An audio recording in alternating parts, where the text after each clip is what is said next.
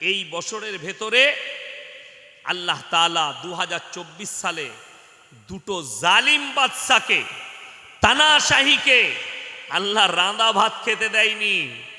রুজির মালিক আল্লাহ সেরকম। নাম্বার 1, বাংলাদেশের হাসিনা সরকার। রাজহাঁসের মাংস রান্না হয়েছে তার কিচেনে, পাতি হাঁসের মাংস রান্না হয়েছে, পমফ্রেট মাছ, ইলিশ, ভাবতা, বিভিন্ন রকম আইটেম, চাটনি, পাঁপড় তার কিচেনে রান্না হয়ে রেডি। সেনাপ্রধান বললে দেশের মানুষ আপনাকে হত্যা করে দিবে, আপনাকে 45 মিনিট সময় দিলাম, যা কিছু নিবার 45 মিনিটের মধ্যে নিয়ে দেশ ছাড়তে হবে আপনার। 45 মিনিটের ভেতরে আর রাঁধা ভাত খেতে পাইনি, যা পেরেছে গুটিয়ে অ্যাটার্জিতে ভরে পালাতে হয়েছে। তার নাম আল্লাহ। তোমার সামনে খাবার থাকবে, আমি আল্লাহ তোমাকে খেতে দেবো না, হয় মৃত্যু, তা না হয় তোমাকে যে কোনো জায়গায় নিয়ে গিয়ে ভরে দেবো। নাম্বার 1, 2024 সাল শেষ হবার আগে ডিসেম্বরে বাশার আল আসাদ, সিরিয়ার যে রাজা, প্রেসিডেন্ট, 54 বৎসর রাজত্ব করেছে। বাপ আর বেটা, বেটা করেছে 25 বৎসর, বাপ করেছে 29 বৎসর। যে মসজিদেতে, দামেস্কের মসজিদে, যেখানে ইমাম মেহদি ইমামতি করবেন আর আসরের নামাজে আল্লাহ তাআলা হযরতে ঈসা মসিহকে নামাবেন, জোরে বলুন সুবহানাল্লাহ। তখন দাজ্জালের অভিভাব চলবে। ওই মসজিদেই ঈসা মসিহকে আল্লাহ তাআলা দুনিয়ার বুকে প্রেরণ করবেন, নামাবেন আসরের নামাজে, রিওয়ায়েতে আছে। ওই মসজিদে 27 বৎসর নামাজ হতে দেয়নি এই বাশার আল আসাদ সরকার। সেই দিনে আজান হয়েছে, রাঁধা ভাত খেতে দেয়নি। 450 কোটি টাকার গাড়ি, কয়েক লক্ষ কোটি টাকার সম্পত্তি ছেড়ে দিয়ে দেশ ছেড়ে পালাতে হয়েছে, আল্লাহর রাঁধা ভাতটাও খেতে দেয়। তার নাম আল্লাহ। আপনার কাছে সম্পদ আছে, মাল আছে, আপনাকে ভাবতে হবে আল্লাহ তুমি আমাকে রুজি দান করো। রুজির মালিক আল্লাহ। আপনি চাইলেও পাবেন না, আপনি চাইলেও খেতে পাবেন না, আল্লাহ খেতে আপনাকে দিবেন না। যদি আল্লাহ চাই তবে খেতে পাবেন, তা না হলে পাবেন না। আমি 1 জানুয়ারি ত্রিপুরায় জলসায় গিয়েছিলাম, তো এয়ারপোর্টে ঢুকলাম, সকালবেলায় মালদা থেকে এসে নামলাম আপনাদের কলকাতা চিতপুরে। আমি টেস্টি ধরে চলে গেলাম হাওড়া আপনার কলকাতা এয়ারপোর্টে, দমদমে ঢুকলাম, একটা চা খেলাম। আমি মনে মনে ভাবছি আমি ত্রিপুরায় নেমে খানা খাবো, কিন্তু রুজি আল্লাহ মাপে। আমি বিশ্বাস করি, আমরা আলেমরা বিশ্বাস করি। আমাকে একজন অফিসার আমাদের বর্ধমান জেলার এয়ারপোর্টে কাজ করে, আমার হাতটা টিপে ধরলো আর বললে, হুজুর আমি আপনার ভক্ত, চলুন আমার সঙ্গে একটু খানা খাবেন। আমি বললাম না ভাই, আমি ত্রিপুরায় খাবো। বলে কটায় ফ্লাইট আছে? ত্রিপুরা যাবেন তো অনেক দেরি, 12টা 20-তে আপনার বোর্ডিং পাস হবে, আপনি চলুন না আমার সাথে। নিয়ে গেল অফিসে, কি খাওয়ালো? ডাল, ভাত, সবজি, পাঁপড়, চাটনি, রসগোল্লা ইত্যাদি ছিল, থাল একটা। খেলাম আর আল্লাহর কাছে শুকর আদায় করলাম, আল্লাহ রুজি তুমিই মাপো।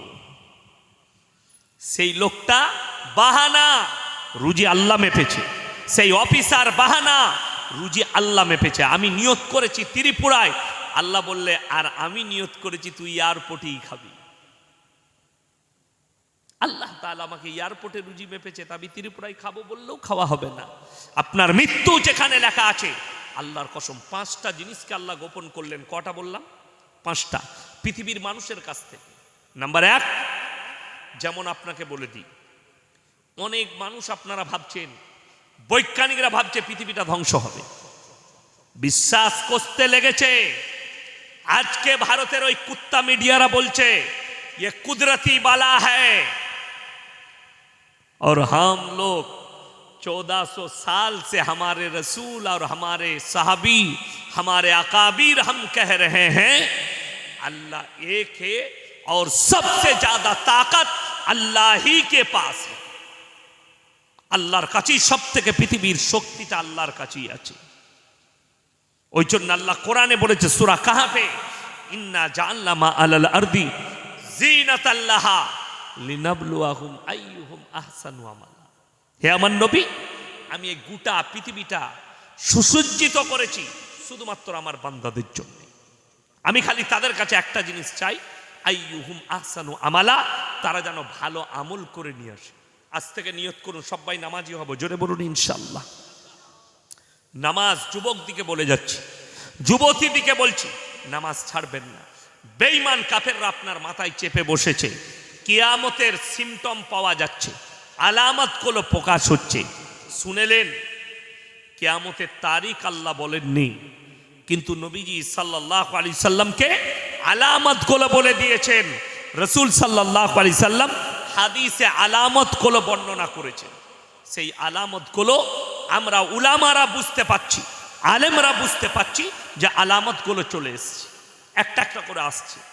নাম্বার 1, কিয়ামতের আলামতের মধ্যে মারাত্মক আলামত, রাসূলের হাদিস, মিডল ইস্টে একটা যুদ্ধের চিঙ্গারি উঠবে যেটা গোটা পৃথিবী ছড়াবে। মিডল ইস্ট মানে শুনেলেন আল্লাহ তাআলা গোটা পৃথিবীর মানুষকে, আপনি মনে করেন না আপনার বাড়ি স্বরূপনগরে, তো কিয়ামতের দিনে আল্লাহ তাআলা আপনাকে স্বরূপনগরই তুলবে না। মানুষ কবর থেকে উঠে ছুটতে শুরু করবে। কোথায়? গোটা পৃথিবীর মানুষকে আল্লাহ জড়ো করবেন আল আকসার ময়দানে। কিয়ামতের ময়দান হবে, ওই আল আকসার ময়দানটাই হবে কিয়ামতের ময়দান। গোটা পৃথিবীর মানুষকে আল্লাহ জড়ো করবেন। কিয়ামতের পূর্বে রাসূলের হাদিস মোতাবিক 20 কোটি মুসলমানের প্রাণ যাবে যুদ্ধে। পৃথিবীতে আছে কত? 250 কোটি। রাসূলের হাদিস, খোরাসান থেকে একটা দল বের হবে এবং যে দলটা বেরোবে তারাই হবে পৃথিবীর সব থেকে সম্পদশালী। সেই যুগে তাদের কাছে সব থেকে দুনিয়ার বেশি সম্পদ থাকবে। আপনাদিকে একটা বিজ্ঞানের উক্তি দিয়ে বলছি, বর্তমানে জানেন মাটির তলায় সব থেকে দামি সম্পদটা কোন দেশে আছে? কোথায়? আফগানিস্তান। খোরাসান শব্দের অর্থ হচ্ছে পাহাড়, পর্বত, উঁচু নিচু জায়গা। বৈজ্ঞানিকরা বলছে আগামীতে এই পেট্রোল, ডিজেল, কেরোসিন এগুলো যখন বিলুপ্তর মুখে চলে আসবে, অ্যাথলিন বলে একটা জিনিস সেটা ব্যবহার হবে, গাড়িগুলো ব্যাটারি চালিত হবে। সেই ম্যাটেরিয়ালসটা পুরো আফগানের মাটির নিচে বিছানো আছে, জোরে বলুন সুবহানাল্লাহ। এবং তারা যখন যুদ্ধ করতে শুরু করবে, তাদের যে কমান্ডার হবে তার নাম হচ্ছে ইমাম মেহেদী। ইমাম মেহেদীর আত্মপ্রকাশ ততক্ষণ হবে না যতক্ষণ পর্যন্ত দাজ্জালের আত্মপ্রকাশ না হচ্ছে। কথাটা বুঝতে পেরেছেন না পারেননি? মুসলমানকে সাবধান করার কারণ আমাদের একটাই। আজকে মুসলমান কত ঈমান হারাচ্ছে তার কারণ বলে দিই। কিসের জন্য ঈমান হারাচ্ছে? কিছু আশ্চর্য জিনিস দেখে নিলে আপনি আপনার ঈমানকে আর কন্ট্রোল করতে পারছেন না। আমি যদি স্টেজে আপনাদিকে কোনো একটা কেরামতি দেখাই, যদি বলেন কি, আমি বললাম বাবা তুমি উঠে এসো, একটা ছেলে এলো, তুমি আমার দিকে তাকাও, আমি আপনার চেহারায় দেখলাম, কাগজ দাও, কাগজে আমি আপনার কুণ্ডলি লিখে দিলাম, সব কিছু আপনি যা করবেন আপনার চেহারা দেখে, আপনার বাপের নাম এটা, মায়ের নাম এটা, আপনার এই একজন বাবা বেরিয়েছে আমাদের দেশে, তার নাম হচ্ছে বাবা ধীরেন্দ্র শাস্ত্রী, বাগেশ্বর ধাম বাবা। তিনি কুণ্ডলি বলে দিচ্ছেন। বহু মুসলমান লোক টুপি লাগিয়ে আমাদের মতো বাবার কাছে হাজির, বাবা आप बहुत कुछ जानते हैं, आपके पास कुदरती ताकत है। मेरे मुसलमान भाई कान खोलकर सुन लो, ये तो छोटा दज्जाल है, बड़ा दज्जाल आना बाकी है। এইটা ছোট দাজ্জাল যে খালি কুনলি বলে দিচ্ছে। বড় দাজ্জাল যখন আসবে তোমাদের চোখের সামনে মৃতকে জীবিত করে দেখাবে, মেঘ থাকবে না, বৃষ্টি বর্ষণ করে দেখাবে। তখন তোমরা ঈমানটা কি করে ধরে রাখবে? এটা রাসূলের হাদিস। সেই সময় যারা আল্লাহর রাস্তায় থাকতে পারবে, নিজের ঈমানকে কন্ট্রোল করবে, তারাই একমাত্র হবে মুমিন। ইমাম মেহেদীর সৈন্য তৈরি হবে। ইমাম মেহেদী যখন যুদ্ধ করতে লাগবে, ইমাম মেহেদী যুদ্ধ করতে করতে পৃথিবীর অনেকগুলো দেশ বিনাশ হবে, ইহুদিরা বিনাশ হবে। কিন্তু ইমাম মেহেদী যখন যুদ্ধ করবে, দাজ্জাল আরো শক্তিশালী হবে তার সৈন্যর দিক দিয়ে। তাকে হত্যা করার জন্যে আসরের নামাজের ইমামতি করবেন দামাস্কের মসজিদে এসে। সেই মসজিদের ইমাম থাকবেন ইমাম মেহেদী, আর আল্লাহ হযরতে ঈসা মসিহকে নামাবে। যারা কাদিয়ানি আছে, গোলাম আহমদ কাদিয়ানি বলে একজন পাঞ্জাবে জন্মগ্রহণ করেছিল। এ এক ফিতনা। তাদেরকে মুসলমান যারা ভাববে তাদের ঈমান চলে যাবে। গোলাম আহমদ কাদিয়ানি, পাঞ্জাবে একটা কাদিয়ান বলে জায়গা আছে, সেখানে একজন জন্মগ্রহণ করেছে, তার নাম ছিল গোলাম আহমদ কাদিয়ানি। সে সর্বপ্রথম নিজেকে বলেছিল মাই ঈসা মসিহ হুঁ, আমি ঈসা মসিহ, আমাকে আল্লাহ পাঠিয়েছে, আমি আবার জন্মগ্রহণ করেছি। নাউজবিল্লাহ বলে। যখন সমাজের লোক বলল যে ভাই ঈসা মসিহ তো কিয়ামত से पहले आएंगे, ये तो कुरान और हदीस है रसूल के, তখন সে বলল नहीं मैं ईसा मसीह नहीं, मैं आखिरी नबी আহমদ हूं। জোরে বলো নাউজবিল্লাহ। অথচ কোরআনে আল্লাহ নবীদের দরজা বন্ধ করে দিয়েছেন। আল্লাহর হাবিব সাল্লাল্লাহু আলাইহি সাল্লাম বলেছেন, আমার পরে যদি আল্লাহ নবুয়তের দরজা খুলে রাখতেন, হযরতে উমরকে আল্লাহ নবুয়ত দান করতেন। জোরে বলুন সুবহানাল্লাহ। অর্থাৎ নবুয়তের দরজা বন্ধ হয়ে গেছে, পৃথিবীতে আর কেউ নবী আসবে না। কিন্তু পৃথিবীতে কিয়ামতের পূর্বে মুসলমানদের দল হবে 73-73টা। এখন আপনাদের 24 পরগনা থেকে এক ব্যক্তি, ভদ্র মানুষ আমাকে ফোন করেছিলেন, চাকরি করে, বলে হুজুর মোবাইলে, ইউটিউবে, ফেসবুকে অনেক দ্বন্দ্ব দেখছি আলেমদের মধ্যে, তো আপনারা যদি এক জায়গায় বসে এটাকে মিটিয়ে নেন তাহলে কিন্তু ভালো হবে। আমি আমার বাড়িতে জায়গা করব সব আলেমদের বসার। আমি বললাম তুমি কোরআন হাদিস বিশ্বাস করো? বলে অবশ্যই, অফকোর্স, আমি তো নামাজি 5 ওয়াক্তের। আমি বললাম কিন্তু কোরআন হাদিসের প্রতি জ্ঞান আপনার নেই। বলে কেন হুজুর? আমি বললাম রাসূলের হাদিস সত্য না মিথ্যা? বলে সত্য। আমি বললাম রাসূলের সহিহ হাদিসের মধ্যে আছে, নবী আকরাম সাল্লাল্লাহু আলাইহি সাল্লাম বললেন কিয়ামতের পূর্বে আমার উম্মতি 73টা ফিরকায় বিভক্ত হয়ে পড়বে, আর এই 73টা দল হবে, তবে কিয়ামত হবে। অনেক বাকি। এখন আপনারা কিছুই ফিরকা দেখেননি। হে আমার যুবক, তোমরা কিছুই দেখোনি। এখন থেকেই তোমাদের ঈমান ধ্বংস হয়ে বসে আছে। আমাদের বাপ চাচা যাদিকে দেখতে পাচ্ছেন দাড়ি টুপিওয়ালা, এরা কালকে মারা যাবে, কালকে চলে যাবে, আমরা চলে যাব। তোমরা ফেরে পড়বে, এতগুলো দল এসে তোমার সামনে দাঁড়াবে, তুমি আর লাইন খুঁজে পাবে না কোন লাইনে গিয়ে দাঁড়াবে। ইমাম মেহেদী শেষকালে সে দাবি করলো मैं आखिरी नबी मोहम्मद। তো শাহ আতাউল্লাহ বুখারী রহমাতুল্লাহ আলাইহির নাম শুনেছেন না শুনেননি বাবা? শুনেছেন।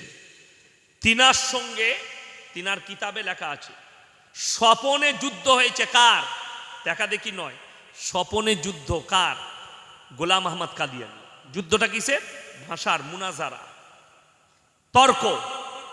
तो स्वपने सा अताउल्लाह बुखारी रहमतुल्लाह अलैह बोलचे कि तुम मोहम्मद कैसे बने? तुम तो गुलाम अहमद हो। बोले गुलाम हमारे माँ बाप ने गलती से लगा दिया, असल में मैं अहमद हूं। सा अताउल्लाह बुखारी रहमतुल्लाह अलैह बोलें मैं अल्लाह बोल रहा हूं, तू हरगिज नबी नहीं, तू शैतान है। बोले तुम तो अताउल्लाह हो, आता है तुम्हारे नाम के आगे। बोले आता तो हमारे माँ बाप ने गलती से लगा दिया, असल में मैं अल्लाह बोल रहा हूं। এটা কিন্তু তর্ক, ও নিজেকে আল্লাহ বলতে চাননি, তর্কের মাধ্যমে তাকে হারিয়েছে। গোলাম আহমদ কাদিয়ানির বেটা তার বাপের জীবনী লিখতে গিয়ে লিখেছে, আমার আব্বা এত ভদ্র ছিল, এত নম্র বিনয়ী ছিল, পাগড়ি মনে করে আমার মায়ের ছায়াটা ফজরের সময় মাথায় লেপটিয়ে মসজিদে চলে গেছে। আচ্ছা, কোন নবীর জন্য সাহাবীর জন্য শুনেছেন যে বইয়ের ছায়াটা মাথায় লেপটিয়ে মসজিদে গেছে? কথা বলে না, না, ওটাকে পাগল বলা যায়, পাগল। এই গোলাম আহমদীর কাদিয়ানি দল বর্তমানে বিস্তার করেছে 24 পরগনায়, বর্তমানে বিস্তার করেছে পশ্চিম বাংলার বিভিন্ন জায়গায়। এদের হেডকোয়ার্টার হচ্ছে লন্ডন। যতগুলো শয়তানের দল আছে, যতগুলো ইসলাম বিরোধী কাজ হয় আর ইসলামের নাম নিয়ে চলে, এদের সব হেডকোয়ার্টার হচ্ছে লন্ডন। হিজবুত তৌহিদ বাংলাদেশে একটা ফিরকা তৈরি হয়েছে, এদের হেডকোয়ার্টার লন্ডন, হেডকোয়ার্টার হচ্ছে লন্ডন। কেন?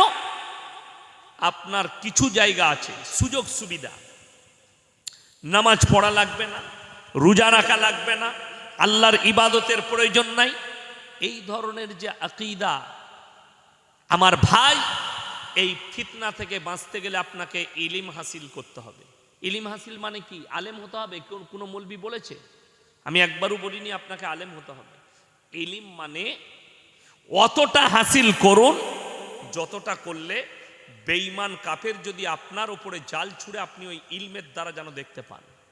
আপনার ছেলে ডাক্তার হোক, মাস্টার হোক, আপনার মেয়ে ডাক্তার হোক, প্রফেসর হোক, ইঞ্জিনিয়ার হোক, কিন্তু যদি দিন না থাকে, আল্লাহর কসম খেয়ে বলে যাচ্ছি, আল্লাহর কাছে কোনো মূল্য নেই। যদি দিন না থাকে, আল্লাহর কাছে কোনো মূল্য পাবে না। মূল্য তার আছে যে দুনিয়ার সঙ্গে সঙ্গে আল্লাহকে চিনতে পেরেছে। এই দুনিয়া সম্পর্কে কোরআনে কি আছে? ওয়ামাল হায়াতুদ দুনিয়া ইল্লা মাতাউল গুরুর। এই দুনিয়া তোমাদের জন্য সম্পূর্ণ ধোঁকা। আপনি ধোঁকায় পড়ে আছেন, আপনি বিপদে পড়ে আছেন, আপনি ধোঁকায় পড়ে থাকবেন না। আপনি মনে করছেন এই দুনিয়া কিছুক্ষণের জন্য, আপনি স্বপ্নেও ভাববেন না আপনার মৃত্যু চলে আসবে। একটা ছেলে স্কুলে পরীক্ষা দিতে গেলে তাকে 1 মাস আগে রুটিন দেওয়া হয়, এই তারিখে এই পরীক্ষা হবে। সেই ছেলে তৈরি হয়ে যায়, কালকে আমার ইংরেজি পরীক্ষা আছে, পরশু আমার অঙ্ক আছে। আগের রাতে সে পড়াশোনা করে, কিন্তু কেউ বলতে পারবেন যে কে কবে আমরা মৃত্যুবরণ করব? কারো জানা আছে? জানা নাই। মৃত্যুর দিন ধার্য আমার আল্লাহ জানেন কার কখন মৃত্যু হবে। অর্থাৎ আপনাকে 24 ঘন্টা রেডি থাকতে হবে কবরের জন্য। আমাদের আসল মঞ্জিল, আপনাকে 3টে প্ল্যাটফর্ম পার করতে হবে, একটা নয়, 3টে জায়গা আপনাকে অতিক্রম করতে হবে। নাম্বার 1, মৃত্যুর পরে আলামে বারজাক, মৃত্যুর পরের জীবনটা যেটা কবরের জীবন, এই জীবন আপনাকে অতিক্রম করতে হবে। সর্বপ্রথম এই জীবনটা কতক্ষণের? কিয়ামতের সকাল পর্যন্ত। যতদিন না সিংগায় ফুঁক দেওয়া হচ্ছে ততদিন পর্যন্ত এইটা থাকবে কবর। এটা কেটে গেল, তারপরে শুনেলেন কিয়ামতের ময়দান, বিচারের দিবস। আর আপনি ভাববেন না বিচারের দিবসটা আল্লাহ তাআলা এত মানুষের বিচার কিভাবে করবেন, আল্লাহ কোরআনে ক্লিয়ার করে দিয়েছে। যারা হাতের পাপ করছেন, যারা মুখের পাপ করছেন, যারা নফসের পাপ করছেন, যারা পায়ের দ্বারা পাপ করছেন, যারা মনে করছেন আমাদের কি এই খুঁটিনাটি আল্লাহর কাছে ধরা পড়বে, আল্লাহ তাআলা তো বিচারের সিস্টেমেটিক্যাল বলে দিয়েছেন। নাম্বার 1, সূরা ইয়াসিন, আল ইয়াউমা নাখতিমু আলা আফওয়াহিহিম ওয়া তুকাল্লিমুনা আইদিহিম ওয়া তাশহাদু আরজুলুহুম বিমা কানু ইয়াকসিবুন। হে আমার বিশ্বনবী, পৃথিবীর মানুষকে বলো, আমি কিয়ামতের দিনে তাদের জবানগুলো সিলাই করে দেব। তাদের হাত কথা বলবে, তাদের চোখ কথা বলবে, তাদের ঠোঁট কথা বলবে, তাদের অঙ্গ প্রত্যঙ্গকে আমি আল্লাহ কথা বলার যোগ্যতা দান করব। তারা সাক্ষী দেবে আর তোমার পাপ লুকাবে না। অপর জায়গায় আল্লাহ বললেন, আমি যখন হিসেব নেব আমার বান্দা বান্দির কাছে, ইকরা কিতাবাক কাফা বিনাফসিকা আল-ইয়াউমা আলাইকা হাসিবা। আমি আল্লাহ যখন হিসাব নেব, আমি তাদের হাতে আমলনামা ধরিয়ে দেব। ইকরা কিতাবাক, তোমরা নিজের হিসাব নিজের মুখে দাও। কাফা বিনাফসিকা লিয়াউমা আলাইকা হাসিবা, তোমরা নিজের মুখে দাও, তোমরা পড়ে শোনাও, হাতে আমলনামা দেওয়া হবে, তুমি পড়ো আপনি কোন জায়গায়, কত মিনিটে, কত সেকেন্ডে আপনি পাপ করেছেন, সব পাই টু পাই লেখা থাকবে। আর লেখার দায়িত্ব আল্লাহ কাদিকে দিয়েছেন দুইজন ফেরেশতা, কিরামান কাতিবিনা ইয়ালামুনা মা তাফআলুন। আমি প্রত্যেকটা নারী পুরুষের কাছে দুইজন ফেরেশতা নিযুক্ত করেছি, ডান দিক আর বাঁ দিক। তারা তোমাদের লিপিবদ্ধ করে রাখছে। ওই আমলনামাগুলো হাতে ধরানো হবে, আপনি আর অস্বীকার করতে পারবেন না। পাই টু পাই আপনি কি করে অস্বীকার করবেন, এই চিন্তা ধারালেন। তারপরে কবরের জন্য তৈরি হন। আজ থেকে ইস্তেগফার করে নেন, আল্লাহ আমার জীবনে যত পাপ হয়েছে তুমি সব মিটিয়ে দাও। বেঈমান কাফেররা ঠান্ডা মাথায় আপনার দ্বারা জিনা করাচ্ছে, আপনার দ্বারা খারাপ কাজ করাচ্ছে। তা না হলে ভেবেলেন, আমার যারা বাপের বয়সী আছেন, যারা আমার বাপ চাচার বয়সী আছেন, তাদেরকে অনুরোধ করে বলছে আপনি ভেবে দেখুন, আজকে যুবকরা 3 দিন নামাজ পড়ে আর বলে আমরা হাদিস জেনে গেছি, আমরাই আগে জান্নাতে যাব। আরে বুকা, কোরআনকে জিজ্ঞেস কর তুই কেমন করে আগে জান্নাতে যেতে পারিস। আর কোরআন বলছে সাবিকুনা সাবিকুনা উলাইকাল মুকাররাবুন ফি জান্নাতিন নাঈম সুল্লাতুম মিনাল আউয়ালিন ওয়া কালিলুম মিনাল আখিরিন। তোমাদের মধ্যে থেকে তোমাদের পূর্ববর্তীরা আগে জান্নাতে প্রবেশ করবে, আর তোমাদের মধ্যে থেকে অল্প সংখ্যক তাদের মধ্যে থেকে বেশি সংখ্যক। তার কারণ একটাই, আজ মানুষ নামাজ পড়ছে লোক দেখানোর জন্য, অথচ তারা পাপেতে লিপ্ত। আজকে মানুষ, আমাদের যুবক, হায়রে যুবক, তুমি নিজেকে মুমিন বলে দাবি করছো, কিন্তু তুমি মুমিন নও, মিথ্যা দাবি করছো তুমি। তোমার বাপ চাচাদের আখলাক দেখে লাও আর তোমার আখলাক দেখে লাও। তারা পাপ করতে ভয় করত। আগেকার যুগে আমি ছোটবেলায়, আমাদের গ্রামের সব থেকে সম্ভ্রান্ত পরিবার আমার এলাকা, আমার গ্রামে জব্বর মন্ডল সাহেব, মরহুম হাজী জব্বর মন্ডল, অনেকদিন আগে মারা গেছে, আমি তখন ছোট ছেলে। ওনাদের পরিবার রাইস মিল, 4খানা রাইস মিল ওনাদের পরিবার, 4খানা রাইস মিল, মানে আপনার 4 কোটি 80 কোটি টাকা খালি ওই প্রপার্টিটা, বাকি জমি জায়গা ইত্যাদি আছে। হসপিটাল হয়েছে আমার গ্রামে, বড় হসপিটাল ওনাদেরই জায়গায়। মাদ্রাসায় বড় অবদান, ওনারই একজন পুতা মাদ্রাসার সেক্রেটারি, দেশবন্ধু রাইস মিলের মালিক মণিবাবু। তিনার ভাই, চাস্তো ভাই মাদ্রাসার কেসিয়ার আমাদের নূর আলম ভাই, রাজু বাবু, ওনারই ছোট ভাই আমিন রাইস মিল, সব রাইস মিলের মালিক। সম্ভ্রান্ত পরিবার। আমার মনে পড়ে আমি খড়ের ওপরে বসে, ওনাদের যে কোনো পরিবারের ছেলে মেয়ের বিয়েতে আমি খড়ের ওপরে বসে খানা খেয়েছি, এটা আমার মনে পড়ে। বিচি দিয়েছে প্যান্ডেল, এরকম প্যান্ডেল। এখন কি এসছে, চেয়ার আর টেবিল। ঠিক বললাম না ভুল বললাম?